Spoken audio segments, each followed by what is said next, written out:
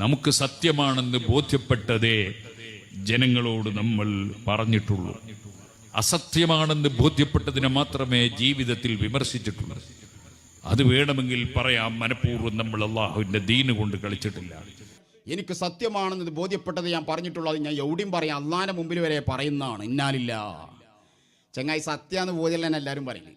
അസ്സലാമു അലൈക്കും വറഹ്മത്തുള്ളാഹി. സത്യമാണെന്ന് ബോധ്യപ്പെട്ടെങ്കിലേ അത് പറയുള്ളൂ. സത്യമല്ലാത്തത് വിമർശിക്കുക തന്നെ ചെയ്യും. ആരാ പറഞ്ഞത്? പേരോട് സക്കാഫി ഉസ്താദ്. അപ്പോൾ ഉസ്താദ് വിമർശിച്ചിട്ടുണ്ടാവും. നിങ്ങൾ കള്ളത്തരീക്കത്ത് തരടോ, ജാഹിലിയ തരീക്കത്ത്, ഇബിലീസ് തരീക്കത്ത് നിങ്ങൾ വിമർശിക്കും. അപ്പോൾ കുരുവട്ടൂർ ഇബിലീസ് തരീക്കത്ത് എന്ന തരീക്കത്തിനെ എന്തുകൊണ്ട് വിമർശിക്കുന്നത്? നിങ്ങൾ പ്രാന്തന്മാരാണ്, പൊട്ടന്മാരാണ്, വിവരം കെട്ട ആളുകളാണ്. ഒരു സ്റ്റേജ് കെട്ടുക, എന്നിട്ട് ആ സ്റ്റേജ് കെട്ടിയിട്ട് ആളുകളൊക്കെ ക്ഷണിക്കുക. നിങ്ങളുടെ മുമ്പിലിരിക്കുന്ന ആളുകൾ ആരാന്നറിയോ? നിങ്ങളുടെ മഷായിമാരുടെ കാല് നക്കുന്ന കാര്യം നക്കികളുണ്ടല്ലോ, ഓരാണ് നിങ്ങളുടെ സ്റ്റേജിൻ്റെ മുമ്പിലിരിക്കുന്നത്. അമ്മാതിരി തെണ്ടിത്തരങ്ങളും തോന്നിയവാസങ്ങളും പൊട്ടത്തരങ്ങളും മണ്ടത്തരങ്ങളുമാണ് ഈയും എൻ്റെ മൊല്ലാക്കന്മാരൊക്കെ വിളിച്ചു പറയുന്നത്. അത് നൗഷാദായാലും പിന്നെ വേറെ ചങ്ങ, എൻ്റെ പേരെന്താ, കുഞ്ഞാമ്മതോ, എൻ്റെ പേര് എനിക്കറിയില്ല, ഈയും. അല്ലാണ്ട് നിങ്ങളൊക്കെ സ്റ്റേജ് കെട്ടിയിട്ട് ദീന് പറയലുണ്ടോ? ഖുർആൻ പറയലുണ്ടോ? ഹദീസ് പറയലുണ്ടോ? ഇല്ല. പേരുടെ ഉസ്താദിനെ തന്തയ്ക്ക് വിളിക്കുക, ചീത്ത വിളിക്കുക, അനാവശ്യം വിളിക്കുക, തെണ്ടിത്തരം പറയുക, എ പി വിഭാഗത്തെ മോശമായിട്ട് ചിത്രീകരിക്കുക. ഇതെല്ലാം ഇങ്ങൻ്റെ പ്രഭാഷണം. അപ്പോൾ ഇത്തരം പ്രസംഗിക്കുന്ന ആളുകളുടെ ശൈലി എന്താ, സ്വഭാവം എന്താ? വൃത്തികെട്ടവന്മാരാണ്, വിവരം കെട്ടവന്മാരാണ്, പ്രാന്തന്മാരാണ്. മതത്തെ തലക്കടിച്ച് കയറ്റി പിരിവിട്ട് പോയ പ്രാന്തന്മാരുണ്ടല്ലോ, ആ പ്രാന്തന്മാരാണ് നിങ്ങൾ കുരുവട്ടൂർ തരീക്കത്ത്. പിന്നെ ഈ ചങ്ങാതിയോട് പറയാനുള്ളതേ, ഈയൊക്കെ പെറ്റ് ഭൂമിയിലേക്ക് വീഴുമ്പോൾ പേരോട് സക്കാഫി മതം പഠിച്ച ആളാണ്.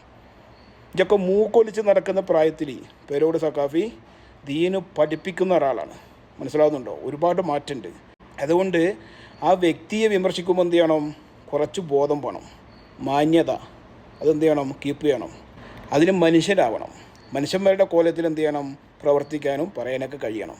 നിങ്ങൾ ഭ്രാന്തന്മാരല്ലേ. പിന്നെ അടുത്തൊരു ചങ്ങാതി ഉണ്ട്, കേട്ടോളി. നിങ്ങൾ ആരായിട്ടാ കളിക്കണ? ആയസനി ഉസ്താദിനായിട്ടോ? അതിനൊന്നും നിങ്ങൾ വളർന്നിട്ടില്ലടാ ശുചായികളെ. അതിനൊന്നും കരുത്തുള്ള ആണായി പറന്ന ഒരുത്തനും AP കൂടാരത്തിൽ ഇന്ന് ജീവിച്ചിരിക്കുന്നില്ല. ഉണ്ടെങ്കിൽ ഓനെ ഞങ്ങൾക്ക് കണ്ട് അത്ര വലിയ ശുചായികളുണ്ടെങ്കിൽ ഒന്ന് ഇറങ്ങി ഞങ്ങൾക്കൊന്ന് കാണാൻ പൂതിണ്ട്. ആയസനി ഉസ്താദിനോട് മുട്ടാൻ പറ്റിയ ആൺകുട്ടികൾ ആരടാന്നുള്ളത് വരി. വല്ലാത്ത കോമഡി. ഏതായാലും നൗഷാദ് ആൺകുട്ടിയെന്നുള്ളത് എന്നോട് ആരാ പറഞ്ഞു? അവിടെ ആൺകുട്ടികൾക്ക് ആദർശം ഒന്നായിരിക്കണം, നിലപാട് ഒന്നായിരിക്കണം. തെറ്റ് പറ്റിയെന്ന് ബോധ്യപ്പെട്ടാൽ സമൂഹത്തിന് മുന്നിൽ എന്ത് ചെയ്യണം? തിരുത്താൻ മനസ്സ് കാണിക്കണം. അല്ലാണ്ട് അതിനിങ്ങനെ ന്യായീകരിച്ച് നൗഷാദ് എന്ത് ചെയ്യുക? ഒരു സമയത്തൊന്ന് പറയും, പിറ്റേ പ്രസംഗത്തിൽ അതിനെ മാറ്റി പറയും. അത് മൂപ്പരെന്നെ സമ്മതിച്ചിരിക്കുന്നു. ഞങ്ങൾ അങ്ങനെയും പറയും, ഞങ്ങൾ ഇനിയും പറയും. അതുകൊണ്ട് നിങ്ങളൊക്കെ പഴച്ച തെരീക്കത്തിൻ്റെ വക്താക്കളായി പോയത്. ധൈര്യമുള്ള, ആണത്തമുള്ള, തന്റേടമുള്ള, പ്രാണിത്തമുള്ള, ശേഷിയുള്ള, ശേംസിയുള്ള AP ഗുണ്ടകളുണ്ടോ? ഞങ്ങൾക്ക് കാണാൻ പൂതിയുണ്ടാ. പിന്നെ എൻ്റെ ഈ ഗീർവാണം മുഴക്കലുണ്ടല്ലോ, ശരിക്കും മനസ്സിലാക്കിക്കോ. കുരുവട്ടൂരെന്ന ഈയല്ല, എൻ്റെ നൗഷാദല്ല, ഇതിനെ മുമ്പിൽ പ്രസംഗിച്ച ആ ചല്ല് ചെറുക്കനായാലും നിങ്ങളെ സംബന്ധിച്ചിടത്തോളം AP വിഭാഗത്തിന് പറ്റിയ ഇരകളല്ല നിങ്ങൾ. നിങ്ങളെപ്പോലെയുള്ള വിവരം കെട്ട, സംസ്കാരമില്ലാത്ത, തോന്നിയവാസം പറയുന്ന, തെമ്മാടിത്തരം പറയുന്ന, തെണ്ടിത്തരം പറയുന്ന നിങ്ങളെപ്പോലെയുള്ള ആളുകളോട് AP വിഭാഗത്തിന് ഒരു സംവാദം നടത്തേണ്ടതില്ല, ഒന്നും പറയേണ്ടതില്ല. ഞങ്ങൾക്ക് പുറത്തേക്ക് ഇറങ്ങേണ്ട കാര്യമില്ല. മനസ്സിലാവുന്നുണ്ടോ? സ്റ്റേജ് കെട്ടിയിട്ട് നിങ്ങൾക്ക് മറുപടി തരേണ്ടതുമില്ല. നമ്മളിപ്പോൾ ഒരു വിഷയമായിട്ട് ഒരാളായിട്ട് ചർച്ച ചെയ്യുമ്പോൾ ആ വ്യക്തി എന്ത് വേണം? മാന്യത ഉള്ളവനായിരിക്കണം, കുറച്ച് നിലയും വിലയൊക്കെ ഉള്ളവനായിരിക്കണം, കണ്ടാൽ 4 ആളുകൾ അറിയപ്പെടുന്ന ആളായിരിക്കണം, സമൂഹത്തിൻ്റെ മുന്നിൽ എന്ത് ചെയ്യണം? നിലയും വിലയൊക്കെ ഉണ്ടാവണം. നിങ്ങൾക്കെന്ത് പുണ്ണാക്കമുള്ളത്? നിങ്ങൾ വിവരം കെട്ട മനുഷ്യന്മാരല്ലേ.